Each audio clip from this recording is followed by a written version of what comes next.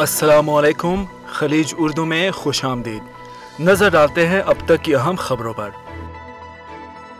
मुत्तहिदा अरब अमारात में मजीद 223 अफराद ने कोरोना को शिकस्त दे दी।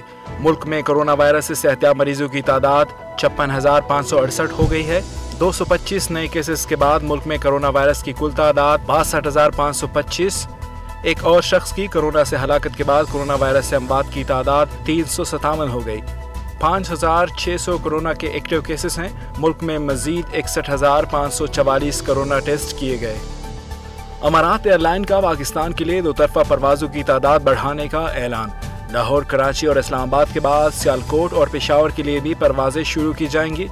हफ्ते में कराची के लिए 21 परवाजों से बढ़ाकर 28, लाहौर और सियालकोट के लिए 10 और पेशावर के लिए हफ्ते में 5 परवाजें चलाई जाएंगी।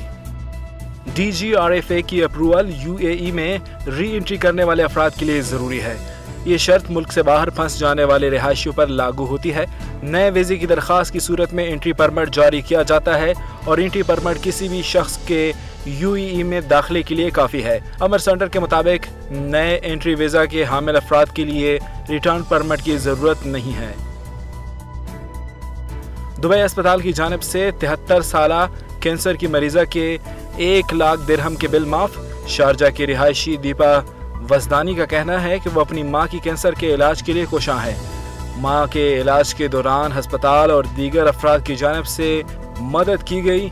दीपा वजदानी बताती है कि अस्पताल की फराखदिली और ऐसे लोगों की जानिब से मदद का मिलना जिन्हें वो जानती तक नहीं ने उनको उम्मीद दिलाई है।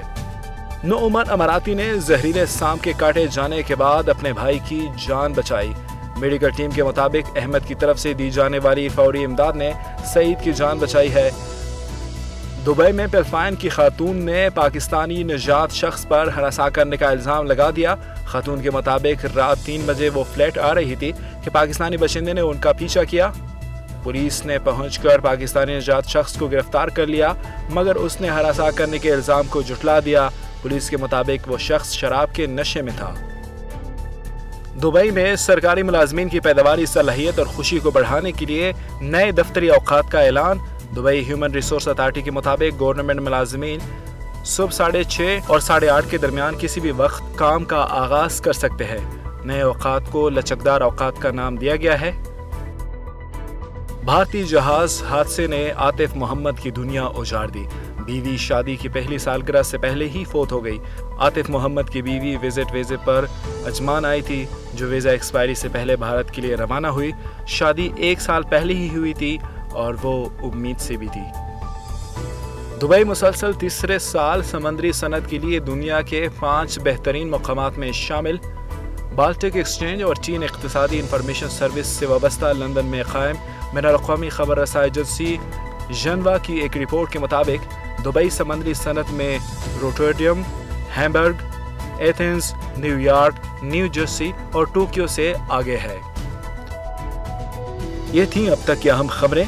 मजीद खबरों और अपडेट्स के लिए हमारी वेबसाइट विजिट कीजिए, हमारे YouTube चैनल को सब्सक्राइब करें और बेल आइकन दबाएं। तब तक के लिए खुदा हाफिज।